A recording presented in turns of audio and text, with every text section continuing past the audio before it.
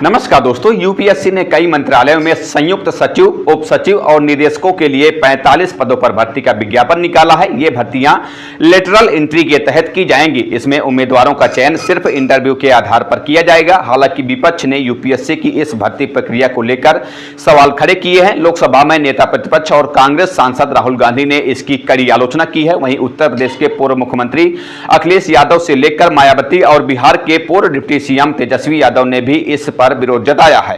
इस भर्ती प्रक्रिया को असंवैधानिक करार दिया है। आज तक की रिपोर्ट के मुताबिक राहुल गांधी ने इस भर्ती प्रक्रिया की निंदा करते हुए केंद्र सरकार पर खुलेआम एससी, एसटी और ओबीसी वर्ग का आरक्षण छीनने का आरोप लगाया है।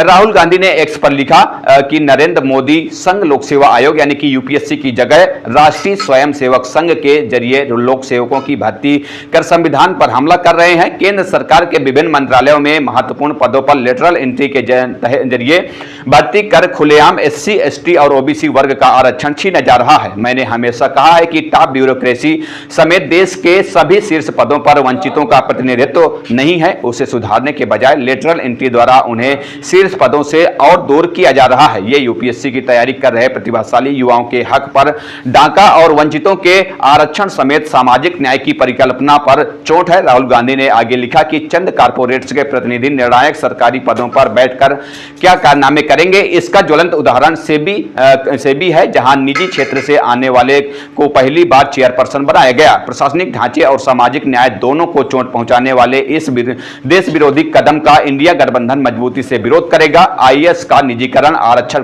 खत्म करने की मोदी की गारंटी है।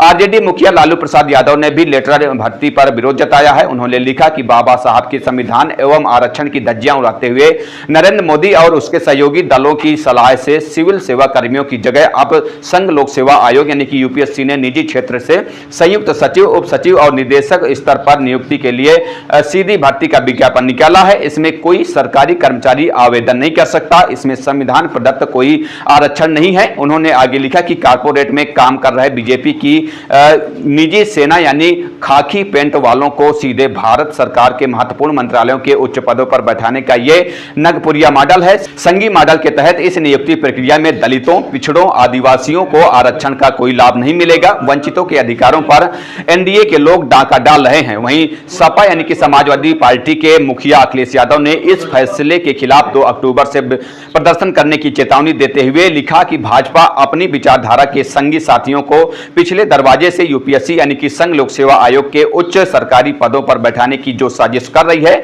उसके खिलाफ एक देशव्यापी आंदोलन करने का समय आ चुका है। उन्होंने दावा किया कि यह तरीका आज के अधिकारियों के साथ युवाओं के लिए भी वर्तमान और भविष्य में उच्च पदों पर जाने का रास्ता बंद कर देगा। सपा प्रमुख ने आगे कहा कि भाजपा जान रही है कि संविधान को खत्म करने की उसकी चाल के खिलाफ देश भर का पीडीए यानी कि पिछड़ा, अल्पसंख्यक और दलित जाग उठा है, तो वो ऐसे पदों पर सीधी भर्ती करके आरक्षण को दूसरे बहाने से नकारना चाहती है। वहीं बसपा प्रमुख मायावती ने भी सरकार के इस फैसले को गलत बताया है। उन्होंने एक्स पर लिखा कि केंद्र में संयुक्त सचिव, निदेशक एवं उप सचिव के 45 उच्च पदों पर सीधी भर्ती का निर्णय सही नहीं है, क्योंकि सीधी भर्ती के माध्यम से नीचे के पदों पर काम कर रहे कर्मचारियों को पदोन्नति के लाभ से वंचित रहना पड़ेगा। मायावती ने कहा कि इन उच्च पदों पर सीधी नियुक्तियां करना भाजपा सरकार की मनमानी होगी, जो कि गैर कानूनी एवं असंवैधानिक होगा। राष्ट्रीय जनता दल यानी कि आरजेडी के नेता तेजस्वी यादव ने इस कदम की निंदा करते हुए इसे आरक्षण प्रणाली और संविधान के एक साथ खिलवाड़ बताया है। उन्होंने कहा कि अगर ये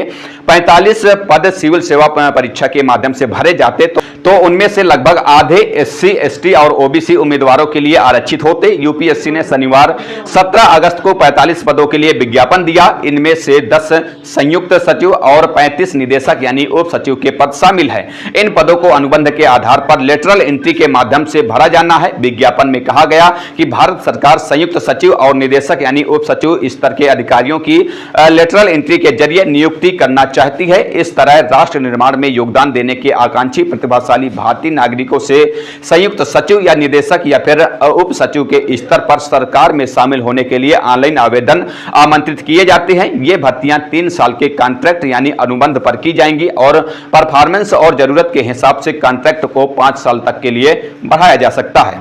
बहरहाल इस खबर पर इतना ही। आपकी क्या राय है हमें कमेंट करके जरूर बताइएगा। मिलते हैं किसी नई खबर के साथ, तब तक के लिए बहुत बहुत धन्यवाद, शुक्रिया।